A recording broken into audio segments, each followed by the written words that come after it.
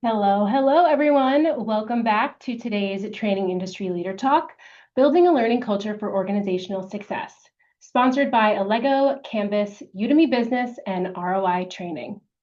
I'm Emma, a marketing associate here at Training Industry, and I'm thrilled to have you with us here today. Before we get started, I have a few housekeeping items to go over to help you interact with our speaker and get the most out of today's program. Throughout today's event, please feel free to use the chat for comments and submit questions in the Q&A panel. All questions will be addressed during the event or at the end of the program during our Q&A section. Once this session ends, a brief survey will pop open in your browser. Please take a moment to share feedback on the session and the speakers. And as always, all of our sessions are being recorded and will be archived on trainingindustry.com, and you all will receive a follow-up email from us with a link to the on-demand sessions.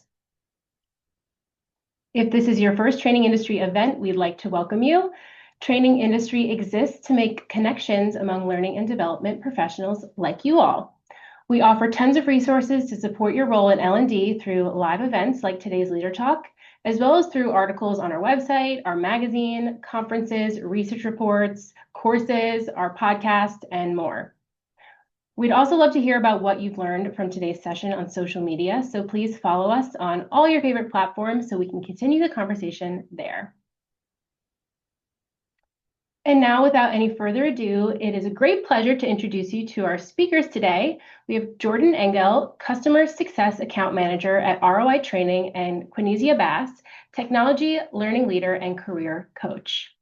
We're so excited to have you both with us here today. Thank you so much.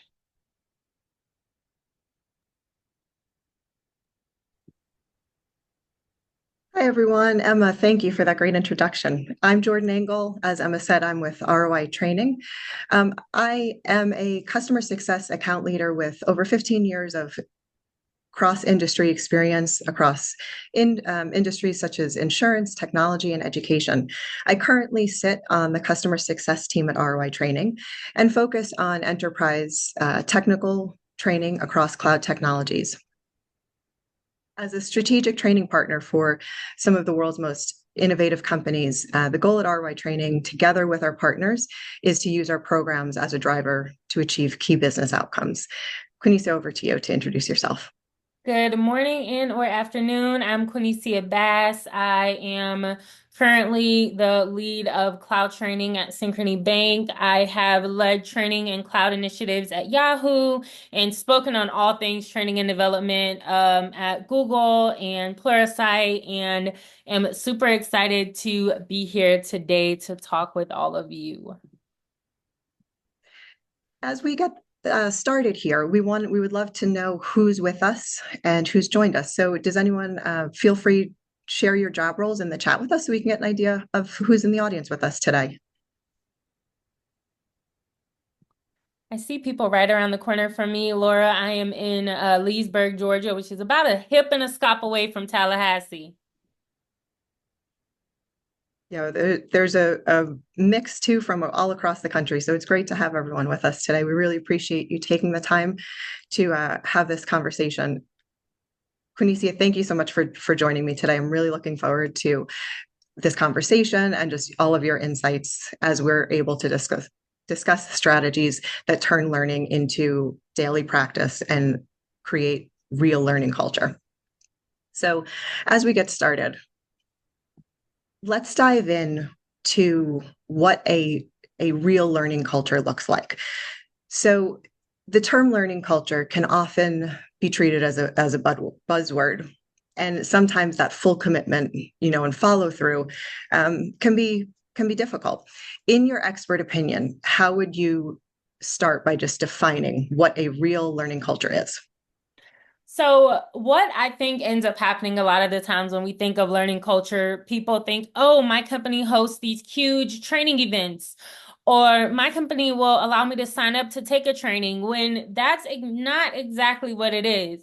Learning culture truly has to be embedded within all of the organization from the top down. So it's are decisions made based off of learning outcomes. It is true behaviors outside of just buzzwords, outside of just learning campaigns. When I think of what a learning culture isn't, It's not the number of courses you offer. It's not the LMS you use. Those are great, but they don't really change how a company operates. So, what does a learning culture really look like? It's in the way of work. It's when people are comfortable saying, I don't know how to do that. And there's already a process in place to make sure they can learn how to do that. It's coaching, knowledge sharing, being embedded within the company culture. It's leaders role modeling and showing that curiosity is okay. And you can have the access to the tools you need in the moment. You don't have to wait 6 weeks because there's not anyone on your direct team who knows how to build in Excel. You feel comfortable going to the person 2 seats away and asking them for assistance. Absolutely. Those are all really, really valuable points. And when you're talking about that, that brings us to, so you mentioned and already touched on some of kind of the practical and day-to-day. Are there any other day-to-day ways that you see that showing up in the culture as you're building that? Yeah, so there's a few that I like to think of. One of the big ones is avoiding the big gestures. We need micro bursts and not necessarily micro learnings. I think a lot of people have taken those 10-minute micro learning clips and like turned it into this culture of things that don't quite exist yet. It's if you're a manager of people, if someone on your team is trying to figure out how to do something, you walk them through how to do it instead of doing it yourself. As training partners, we need to make sure that our managers have the skills to do those pieces. It's, hey, I read this article this week about how to do XYZ, and people are putting that into Teams, into Slack. Those are forms of like the day-to-day learning culture shifts, but it's also in how we make our overall decisions. So, if we're starting a new strategy, one of the first things that needs to be talked about is what skills already exist before we start this. Um, a huge part of building a learning culture is also building a change culture. And so making sure we're properly scoping what people need to know before they know it. And so we want to avoid putting learning and training at the back end of a project plan. It needs to be discussed when we're right at the front. And then I have two more kind of like the day to day. It's kind of the psychological safety of it all. And I see people kind of talking about that a little bit in the chat, and I wanted to touch on that too. It's how comfortable are people in your organization saying, oh, I messed up. I need help. Are they able to say that without going into a panic attack? Are they able to say that without feeling like they're going to get fired because they didn't know what someone assumed they should know? It's vulnerability and safety and the ability to ask questions that helps companies and people grow. I heard a saying a couple of years ago that said you can't have curiosity and fear on the same stage. And all that means is people have to be comfortable making those adjustments, how people talk to each other about it. I saw this a lot in the tech space where people would ask at the end of a project, what did we learn from this? One of my first jobs had retros after every sprint. Every company isn't sprint based, but having those retros helps you figure out what did we learn from this time? What are we going to use and take into the next one? And what are we going to stop? All of those are part of a true learning culture. Absolutely. You touched on so many good points there, but one of the things too, that comes to it's truly changing and addressing and helping shift that mindset as a whole. So what has been one of the biggest mindset shifts or resistance points that you've had to overcome?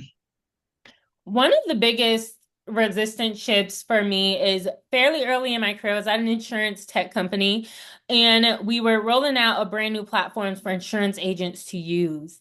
And a lot of the times that means you are messing with my money. This is brand new. How do I know if it's going to work when I get out in the forest to sell this insurance policy? And when it comes to those, before you start teaching people how to use something, you have to teach them why they're using it. If you've ever had any of that change management experience, it falls under the ACAR methodology for ProSci of awareness. You have to build awareness before you can build desire. So when you're thinking, hey, we have to roll this new platform out and train people on how to use it, why do I need to know how to use that? What's that going to look like 6 weeks from now? Do you already have a plan in place if it fails? And making sure they're aware of that before you ever even put pen to paper to build a training plan, before you try and build out that SCORM file to upload to the LMS. Absolutely. Absolutely. Yeah, you've talked about, your wide range of experience in different verticals, from insurance, tech and media, financial services. You even have your own consulting business. Through all of that, what have been the must-haves to achieving that learning culture? You've already touched on some, but are there any more that you can add to that? Leadership buy-in is my biggest one. And this isn't just, hey, the leader says yes. Does the leader understand why? Does the leader support a learning culture? Is the leader, and this isn't like your middle management. This is like L2, person who reports to the CEO. Are they going to continue to push and encourage and drive this? Absolutely. Yeah, that's such a valuable point.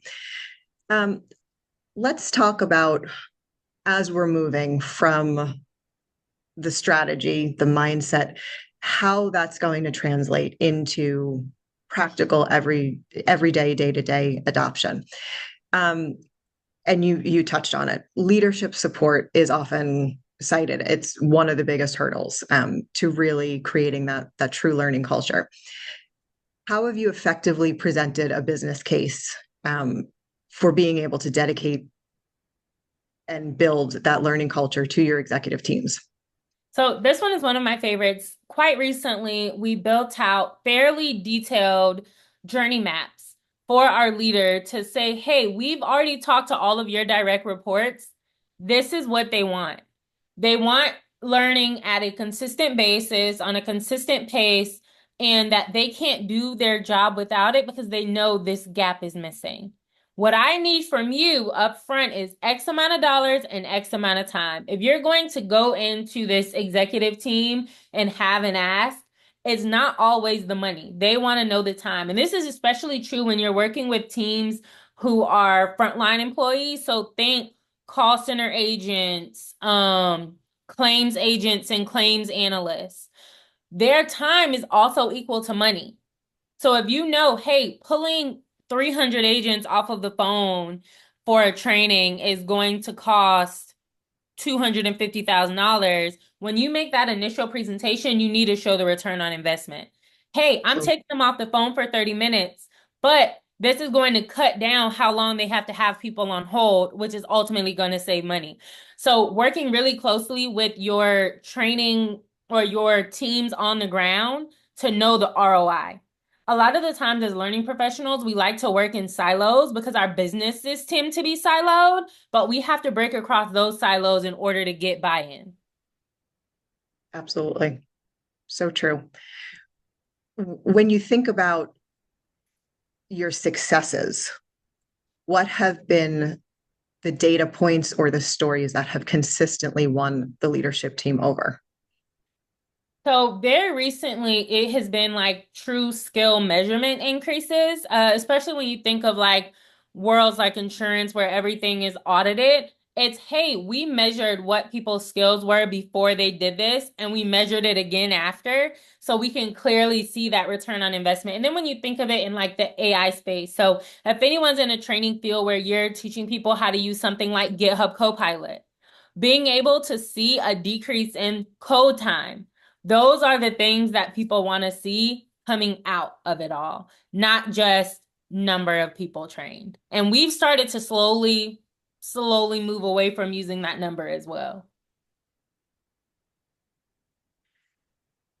When that's insightful, Nikki. The other part, so when we're moving from strategy to execution, how do you ensure that the learning is truly embedded in the daily workflows? So, you were speaking about some of the call center being able to see metrics and deliverables change. But when we're talking about the daily workflow and the resistance that we can see sometimes to training and development being seen as an extra task, it falls down that priority list. So in other words, what are some of the practical ways that you promote that continuous development and, that being able to see that know-how translate into your teams? I encourage training teams to also be comms teams, not formal comms, not corporate comms, but a sending out messages in teams and chats reiterating what you went over weeks ago. So one of the things that we really did a lot of when we were rolling out a new cloud platform was every week putting something about something in the news or something in the media related to the tool that they were going to learn about. And now people are going out to read those articles. Those small micro learning moments end up being large moments. And people are like, oh, I didn't realize that this tool even did that. Oh, and someone talked about kind of the critical thinking skills is, hey, let's choose somebody different to give that presentation next week. Those are those small in the moment training that doesn't usually happen. You get one person who's really good at something on the team, and that's who always does it. Offering Absolutely. someone else to do that to get those skills, those little moments matter. Absolutely. Well, and it's in real time. So there's no better way to be able to do it and experience it. And it's also a great way to be able to bring in different learning styles. Some, like you're saying, from micro learning to just being kind of, feet to the fire and learning as you go. And that goes back, I think, to your original point too, of truly in the cultural shift and mindset of it's okay to fail. There's going to be mistakes that are made along the way, and how do you continue and keep improving and learning as you go. Yeah. Absolutely. Anything else you want to add before we see if the audience has any questions for us? Yeah, I really want people to think about, especially teams who are non-technical teams, because I've spent most of my career in the technical space, is to think of what works for agile teams. Agile is a model that was solely built on continuous learning and continuous building, and that's how we make our teams work. So if you have a project that you guys are working on fairly continuously, go ahead and do retros or touch bases. Ask what confused them about what they did, what worked, what they learned, what they taught someone else. Do these after the end of each major thing that you're working on, and you'll start seeing a culture shift in how the learning culture of your company and your team works with. Absolutely. Are you seeing any questions from any attendees that are top of mind that you'd like to speak to? I really like Amanda's comment on the cost of an investment is not a loss in profit. And a lot of the times people don't think of the return on people. People don't think of, hey, you're not training people to leave your organization, you're training them to continue to grow within it. So some of those ways look like companies that offer upskilling. So we'll pay for your certification. You'll start to hear some companies, I'm afraid to pay for a certification because I don't want people to leave. Well, if you're paying for them to get this certification, are you also opening the door to shadow in a team that needs the skills they have? One of the companies I worked for had a really good internal career coaching team. That team's sole purpose was to help people learn about the other areas of the company and continue to grow around them. Those are true learning cultures. There were a couple of questions that asked about the awareness before desire statement I made. That's the ProSci Change Management Framework. It's ADKAR, and I put that in the chat as well. Very good. Anything else, any other questions that you'd like to pause and answer from the audience right now before we move on? I don't think so. I'm reading through them, but I don't think there's been another question. Very good. So as we transition and keep thinking through this process and this learning culture, scaling, um, clearly it's impossible to build a learning culture inside a vacuum. So how do you decide who the right partners are and that are how they are truly supporting those learning goals?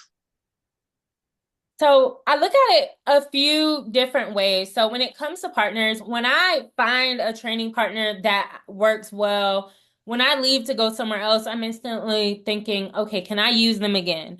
ROI training is a really good example of that. I've been working with them at this point almost 5 years. And you have to have a training partner who you can go to and say, "Hey, I want to do this differently. What are your thoughts?" And they're not afraid to also give you your thoughts. Absolutely. When it comes to IoT hands-on, I am an advocate of building the training programs that work for your culture of your team. Yes, instructor-led training, sitting in front of a computer or sitting in front of an instructor is really important for a lot of people. On demand doesn't have as much but that doesn't work for every company. But blending that with what a lot of places are going with in the gamification efforts really matters. Do them all three.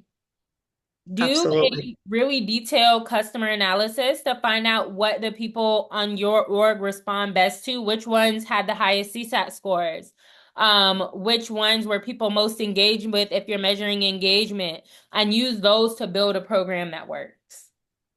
Something very recently is the AI enhanced learning. There are some platforms now that kind of embed with GitHub Copilot, and as people are typing, it'll ask, are you having trouble with this? Yes, I can't figure out how to do a VLOOKUP in Excel, and it'll help kind of populate.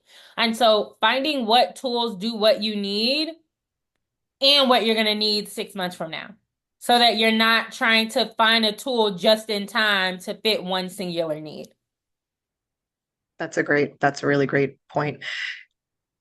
The with this, and you already kind of started to speak to this, when you're clearly building complex learning plans, learning programs for your organizations.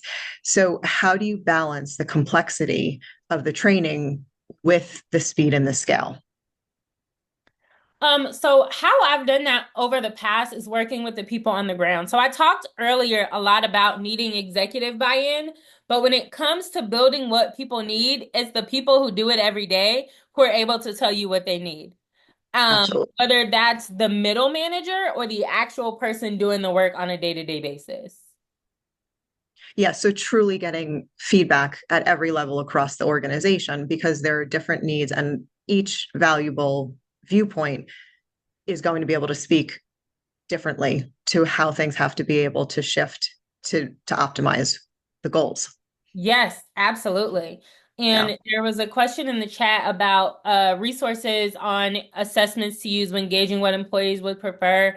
I've worked with quite a few kind of assessment-ish areas, but to be honest, you could create a Google form to kind of do that. One of the companies that I really like to use for that, they're called Horizon. They do what are called happiness indexes. And we did use them at a prior company, and I really liked them. And they're Yo Ryzen, like Horizon, but with a Y. That's a great resource. You started to touch on this a little bit too, and I think we'd be remiss, if we're not touching on micro learning and AI in the training industry. It's such a huge focal point right now. You kind of touched on the gamification piece. How are you working to incorporate all of these components into your training initiatives? So we have what are called journey maps for every person who is impacted by our strategy. And throughout that journey map, there are touch points on, hey, they may need some small learning here because a big part of this project is about to launch. Hey, this is actually about to go live, so they need to learn more in depth before it goes live. But afterwards, we need to circle back. So GitHub Copilot Rollout is a really good one that I don't mind using an example of from a prior company. Everyone had to go through a 1 day training. And then once a week after, we sent out an email with sample prompts that people could use. We did that once a week for about a month and a half after they finished the training. And those are those like micro learning moments of, oh, this will just take me 3 minutes to go try and type this out and figure out exactly what it does, but also so that it stays fresh on the top of their minds. Absolutely. Yeah, absolutely. And again, I think this goes back to being able to use the full toolkit, right? Everybody doesn't learn it in the same way. Time commitments are different. So being able to have as many offerings as possible to be able to drive that engagement. And again, shifting back to that culture of everyone knowing that the initiatives that they're taking, the time that they're spending, whether it's in 3 minutes in a micro learning session, a 30-minute session, a full ILT where it's an 8 hour, it all comes together and is helping drive that enablement. Yes, absolutely. And so there was a question in the chat about showing soft skills impact. One of the ways that I've seen, especially from like hospitality agents, is after you've done that training, have you seen an increase or a decrease in survey scores and your review scores? Those soft skills, you should slowly start seeing an increase there. Did the person who went through that soft skills training have an increased number of people leaving reviews or filling out that card versus someone who hasn't? That's a really interesting point. Is there anything additionally that you can speak to and kind of trends that you've seen with that personally? So those are all more of like call center based and call centers and hospitality are quite different, but some of those soft skills show up in that same moment. Someone mentioned retention. Yeah, hiring new people is super expensive and being able to say, hey, people are staying because they were able to get presentation skills training. Hey, we saw people get a higher percentage of promotions after they went through XYZ soft training because now they knew how to interview better. Absolutely. And going back to all of the thoughts on microlearning, AI and training, they can also be seen as competing modalities. It sometimes can be put into a context of it has to be one or the other, and they're competing, especially in comparison to sitting through instructor-led training. If you're putting together full day training programs for the workforce. So how have you used some of the gamification, the micro learning, the AI components, all the different modalities in the context to support ILT training, the instructor-led training piece in your learning programs? Yeah, so at a prior company, we did a really good mix of, hey, you have to take an instructor-led training. If you missed it, we'll give it to you self-paced. But in between time, people were really into, I just want to play a video game to learn how to speak the language. I just need to know how to speak the language of what I'm going to be doing every day, and I'll do the live training eventually, but I got to start somewhere. And so not looking at them as separate pieces of the pie, they're the whole pie. Absolutely. Yeah. And again, going back to the point where if you're able to provide the full toolkit, there's more opportunities and touch points for folks to be able to engage and really be able to use it all. Yes, especially when there's buy-in from the top of them to make sure that you have the time. One of the things, the last few companies I worked for had days of no meetings where you were supposed to dedicate to learning and development. So my current company, that is Fridays after 12, the first half of the day on Fridays should be dedicated to your personal development, no standing meetings. The last part of the day, you can either log off or that is the day that most people attend their like live instructor-led trainings. Absolutely. And again, this conversation is just flowing so naturally that so many of these points that you're kind of hitting on and we're discussing, you've talked about them. But again, going back to scaling rapidly, the quality is always top of mind, and you kind of touched on this in some of your prior statements. But how have these training approaches that you've described strengthened the quality of the learning experience? So in other words, or another way to frame it maybe is, how have you made it really sticky with the employee skill base? So, a previous company I worked at, we had to get out, I want to say it was like 250 classes in a year. It was a lot of classes really fast. And so we built them out early. We planned one quarter at a time. These are all of the courses that we're going to offer. And then once a month, open enrollment. So instead of telling people these are the Mm. classes you have to take at a time, it was people understood I need these classes to be able to do my job, right? They understood, hey, I've never used Google Cloud Platform before a day in my life, and that's where my company is going. So if I want to have a job in the next year, I better learn how to do it. And so we had open enrollment for people to register for these classes, and we're blown away that there were wait lists.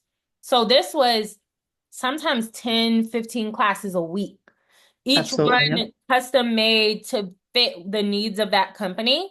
And so we were able to scale quickly because we had, at the time, we had ROI training who was able to not just build the training, but dial into every training to make sure nothing was broken. And as myself, who was a team of one training person, having a training partner at a vendor put into place who could handle making sure attendance was taken, making sure that nothing was broken, all help you scale fast and properly. Because ultimately, especially when you're in industries like insurance or finance, all of those things are auditable later. Absolutely. Absolutely. Yeah. And to that point with, the post course follow-up and the reporting functions, dashboarding, things of that nature, where you're saying if, you are a team of one and your partner is able to help drive that and provide that for you, there's such value there because, as we were talking about earlier, when that is what is able to provide that full holistic snapshot of what the training is actually delivering, how many attendees are there, how long were they engaged in the course for, the feedback too, for the instructors and what they found most valuable, so that then you're also able to iterate the next time that the course is delivered for different audiences, be able to capture those learning points and be able to then just keep improving what you're doing and what you're delivering and having the highest value there. Yes, and I saw people kind of talk about what if they didn't budget for training or didn't make it a priority. Having a good training vendor or partner in place can also help with that on, hey, do you have comms plans that already exist? If you have any on-demand learning vendor, my biggest advice is always to make sure you're using your customer success manager. Don't try to reinvent the wheel. If you're using Udemy, Pluralsight, any of those learning platforms, your CSM is there and can help you with that, can help you showcase that ROI. A lot of the times they have teams dedicated to showcasing ROI to help you create that learning culture within your company. So valuable. The kind of wrapping up this portion of the discussion, we have a polling question for everyone in the audience. The question here is, which activity is the most frequent way that your employees engage in learning? So just a nice pulse check to be able to see and kind of what different organizations are experiencing. Oh, this is interesting. So it looks like peer-to-peer discussions and internal resources and dedicated time for formal training. Those seem to be a pretty even split there. So that's interesting because Nikki too, I think that goes back to what you were talking about. And you touched on this with, again, allowing the just very natural conversations that can happen amongst coworkers, sharing learning experiences, being able to provide in real time those conversations and those points and takeaways so that they can learn from each other. And then the value in being able to sit in a formal training and the takeaways that they're getting there from subject matter experts. Yeah, I'm loving, I'm watching the numbers change, and that was actually surprising to me. One of the ways to kind of do that outside of just asking for help and internal SOPs is also communities of practice. So if you have a group of Great point. people who frequently work on similar work that are frequently in training classes together, have them meet once a month for 30 minutes and a lunch and learn. Those are really good peer-to-peer, and those are really good ways to embed a learning culture because it's really informal, but you also end up sharing a lot. I found that engineering communities of practice, people love them. When I worked with call centers, the agents tended to love them, and we usually did them during their lunch break and offered them lunch during it, and that worked out really well. Or during their already standing team huddles. That way you're not taking time off the phone for like a community of practice. Yeah, most effective of use of time, right? All right. I'm pleased with those responses.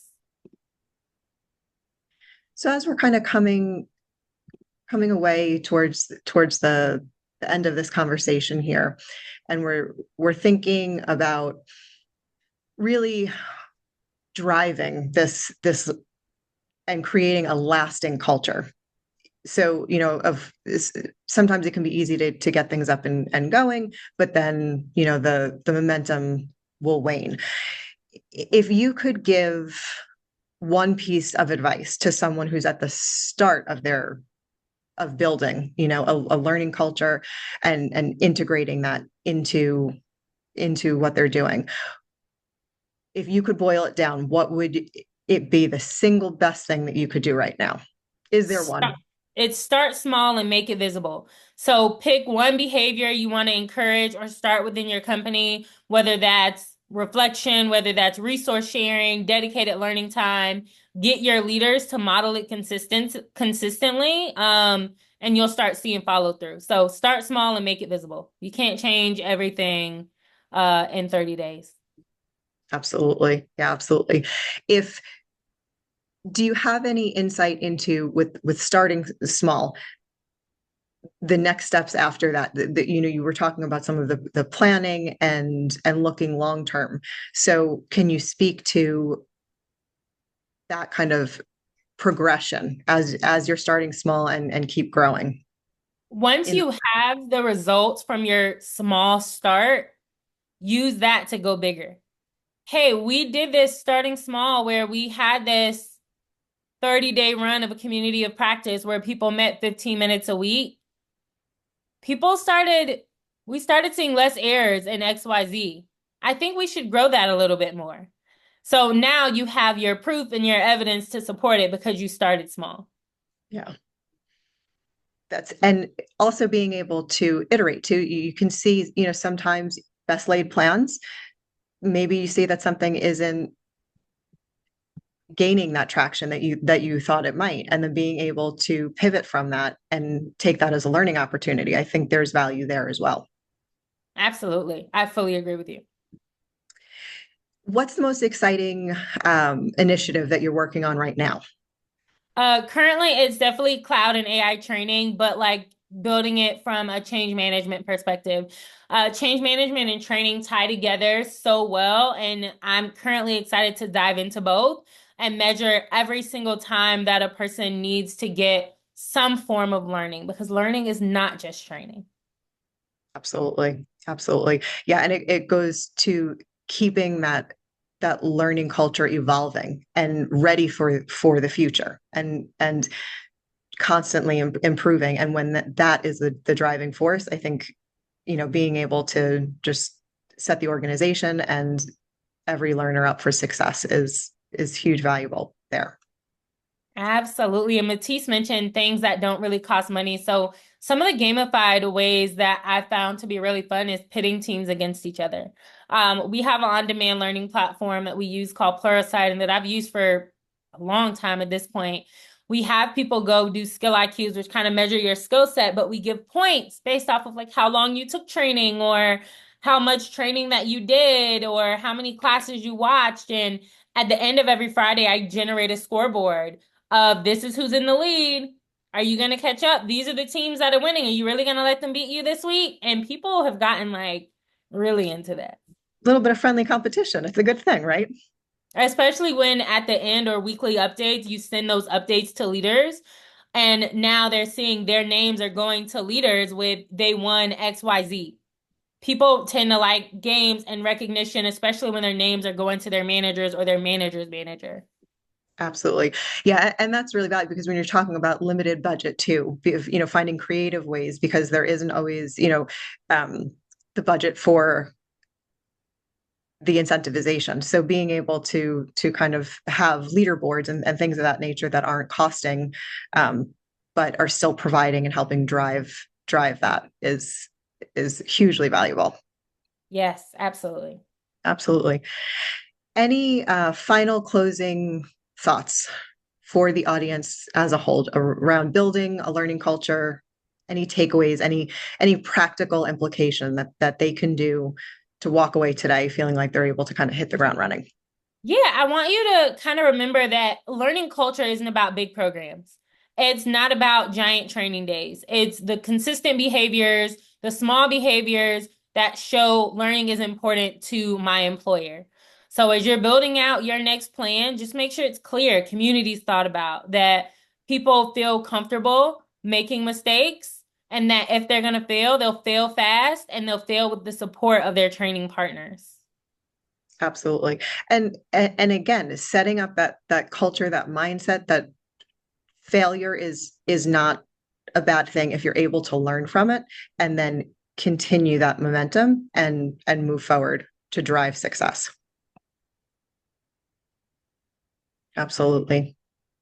I think we only have like 5 minutes left. If anyone has any questions. I'm going to open it up to questions from the attendees. Yeah, let me hop in really quick because I have a question here. And I think this is really important because I think the mindset part of this can be really challenging for a lot of leaders and learning leaders. So building the culture means addressing the mindset. Are there any mindset shifts or the resistance points that you had to overcome to help with that shift?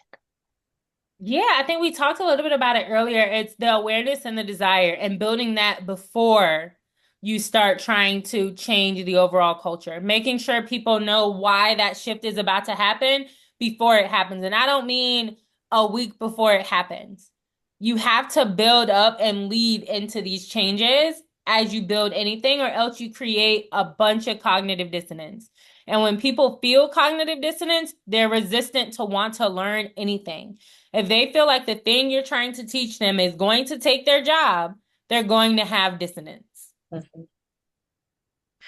And I think to that point too, it comes back to communication and setting realistic expectations and being able to align on that. And again, saying if things are changing, being able to adapt and see where there's an opportunity for growth, and instead of that resistance to change, it can be adopted and embraced and seen as a positive. And I noticed something in the chat. People were talking about making their training equitable. A few months ago, I did a talk on like the biases in training. And one of the best ways that I find to kind of look at that is look at the people who've done training in the last 6 to 8 months. Is it the same level of people? Is it the same role types? Is it all the same gender? Those things matter because then it shows how are your programs being communicated out? Are they only being communicated out to the non-support teams? Are they just not aware that it's happening, or are they not given time from their leadership to take advantage of it? And so looking at those helps us as training professionals avoid bias that we may not have known we had, or may not be our fault. It could just be the culture of the company. Maybe those support teams aren't getting the same level of communication from their manager, or it's going into email, but they're not given time to check their email. Mm-hmm. I know it was slightly off topic, but sorry.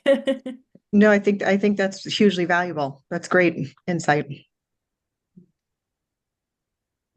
Kwanesia, I just want to sneak this one in here too, and I know that you touched on it briefly, but I think it's worth talking about again. Measuring the health of the learning culture. How do you know what your learning culture is? What are you tracking beyond the completion rates? And what are the leading and lagging indicators to track how your efforts are succeeding?